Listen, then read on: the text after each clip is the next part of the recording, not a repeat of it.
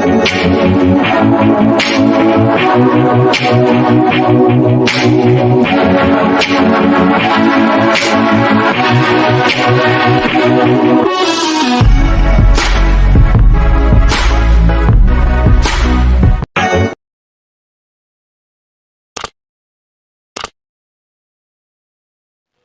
தெரியாத உறவுகள் அனைவருக்கும் இனிதான வணக்கம்.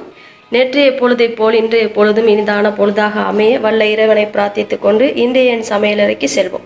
இன்றைய என் சமையலறையில் என்ன சமைக்க போகின்றேன் வாங்க சொல்கிறேன்.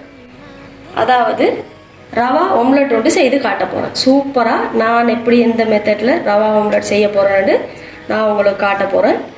நாங்களே செய்து நாங்களே சாப்பிட போகிறோம். நீங்கள் இதை பார்த்து செய்து உங்களோட பிள்ளைகளுக்கும் கொடுக்கணும். நான் எப்படி செய்ய போகிறேன்னு உங்களுக்கு இப்போ காட்டுறேன். அதுக்கு அவசியமான பொருட்களை நான் சொல்லிடுறேன்.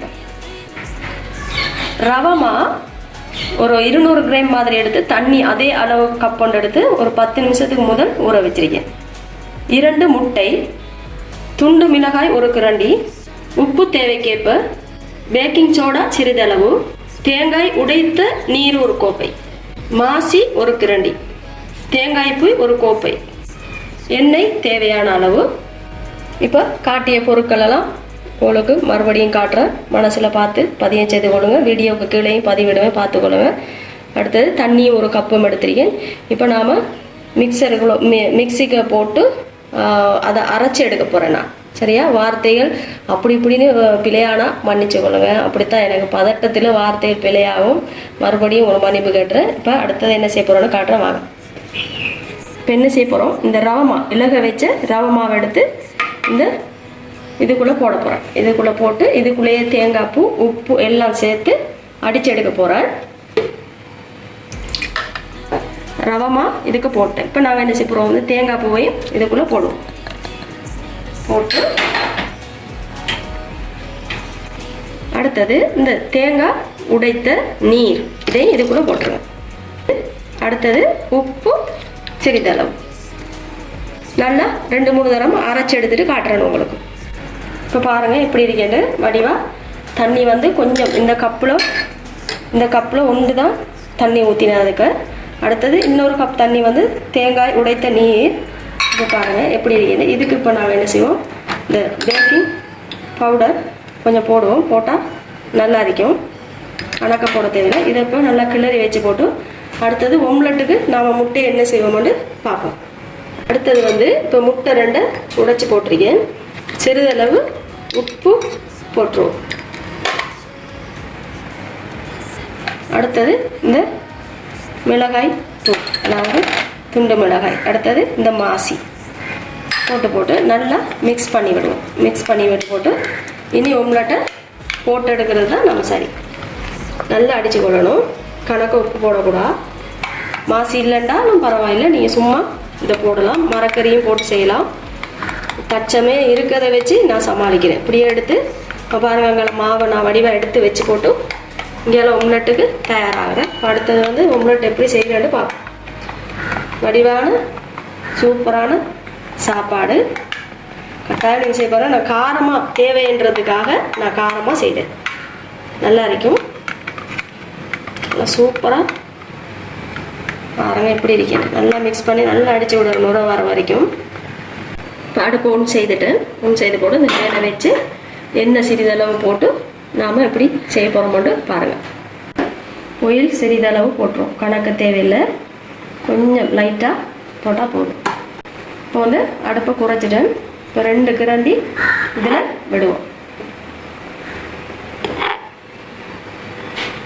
எப்படி வருதுன்னு பார்ப்போம். இப்படி எடுத்த உடனே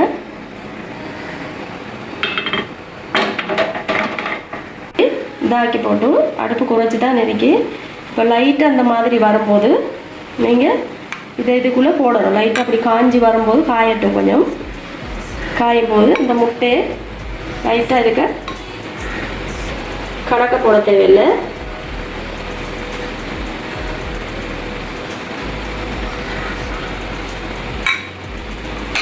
இப்போ வடிவாக நான் சொன்ன மாதிரி இதை மடித்து எடுக்கணும். இப்படி மடித்து விடுங்க. அடுத்தது இப்படி எடுத்து கொஞ்சம் இங்கே சைடுக்கு இப்போ மடித்து விடணும். அதே மாதிரி இங்கேலையும் மடித்து விடுங்க. கோதுமை மாவு போட்டு மிக்ஸ் பண்ணி இதை செய்யலை பாருங்கள். அதுக்காக லைட்டாக இது உடையிற தன்மை மாதிரி இருக்குது. ஏன்னா தேங்காய் உடைத்த தண்ணீர் அது மட்டும்தான் போட்டிருக்கு இதுக்கு. அதனால் நம்ம வந்து உடையாமல் மெதுவாக சொட்டாக எடுக்கணும். ஆனால் இது இனிப்பு தன்மையாக சூப்பராக இருக்கும். ஏன்னா தேங்காய் உடைத்த நீர் போட்டிருக்கிறதால வித்தியாசமாக இருக்கும். இதுக்கு பொறுமை கொஞ்சம் அவசியம். மெதுவாக சொட்டாக எடுத்து அங்கால பக்கம் மாற்றணும். பாருங்கள் எப்படி இருக்கேன்னு. நல்லா அழகாக ரொட்டி மாதிரி வரும். நாம் கொஞ்சமாக அடுப்பை கொஞ்சம் கூட்டி போட்டு மருக குறைச்சி வச்சு போட்டு வந்துடணும். அது பிறகு வரங்க எப்படி இருக்கேன்னு. இது ரவா ஓம்லெட், ரவா முட்டை ஓம்லெட் வந்து இப்படி தான் இருக்கும். சும்மா சூப்பராக இருக்கும். இப்போ இதை உண்டு எடுத்துருவோம். பாருங்கள் எப்படி இருக்கேன்னு. கியூட்டாக நீட்டாக இருக்கு. இதை இப்படி எடுத்து வச்சுருவோம்.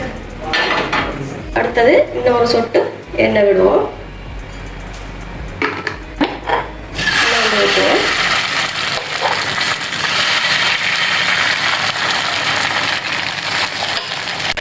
இதே மாதிரி இதுக்கு முதல் ஒரு ரொட்டி ஒன்று செய்து காட்டினேன். அதாவது தேங்காய் பாலால் செய்கிறது. கோதுமை தேங்காய் பால் முட்டை ஓம்லெட்டு செய்து காட்டியிருப்பேன் வடிவான ரொட்டி ஒன்று.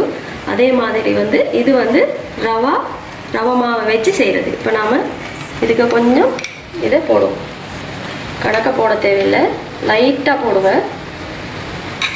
இந்த ஓம்லெட் செய்யும்போது கொஞ்சம் பிரட்டும் போது கொஞ்சம் இந்த இதாகிற மாதிரி இருக்கும், வளைகிற மாதிரி இருக்கும். நீங்கள் அதை கவனமாக நீங்கள் அட்ஜஸ்ட் பண்ணி எடுக்கணும். இந்த இலையில் பாருங்கள், இது ரவா மாண்டா அப்படி தான் நீங்கள் அப்படின்னா கோதுமை மாவு சேர்த்தா தான் அது வந்து ஒரு சரியான பதத்துக்கு வரும். இது வந்து தனியாக ரவையால் தேங்காய் பூவால் செய்கிறதால இப்படி தான் வரும். கொஞ்சம் ட்ரை பண்ணி கவனமாக செய்யணும். இப்போ பாருங்கள், இது 4வது ஓம்லெட் போட்டிருக்கேன். சூப்பராக இருக்கும். செய்து பாருங்கள். நான் என்னென்ன பொருட்கள் போட்டேன்னு பார்த்துக்கணும். நான் உடனே செய்து காட்டினேன். நீங்கள் வந்து இந்த ரவமா அரைச்சி எடுத்த பிறகு ஒரு 10-15 நிமிஷம் அது பதம் வரும் வரைக்கும் வைக்கிறது உங்களுக்கு நல்லா இருக்கும். கணக்கை ஊற்றினா மடிப்படாது. லைட்டாக 2 குழிக்கரண்டி ஊற்றி அடுப்பு ஃபுல்லாக குறைச்சி வச்சு போட்டு லைட்டாக ஓம்லெட் போட்டணும். கணக்கை போட்டிங்கன்னா இதாகும். நான் ரவை மாவு வந்து உடனே அரைச்சி எடுத்ததால அப்படி தான் வரும். பாருங்கள், இது சரி. உங்களுக்கு ஒரு டிஷ்ஷுக்கு வச்சு நான் காட்டுறேன், வெயிட் பண்ணுவேன். இப்போ ரெடி ஆகிட்டு பாருங்கள், ரவா ஓம்லெட் சூப்பராக செய்திருக்கேன். வடிவாக நீங்களும் செய்து பாருங்கள் இதை மாதிரி. அடுத்தது நாளைய தினம் நல்ல ஒரு உணவோடு அல்லது கறியோடு உங்களை இந்த மாதிரி ஒரு டிஷ்ஷோடு சந்திக்கும் வரை விடை பெற்றுக்கொள்ளும் நான் நஸ்லா நியாஸ். அஸ்ஸலாமு அலைக்கும்.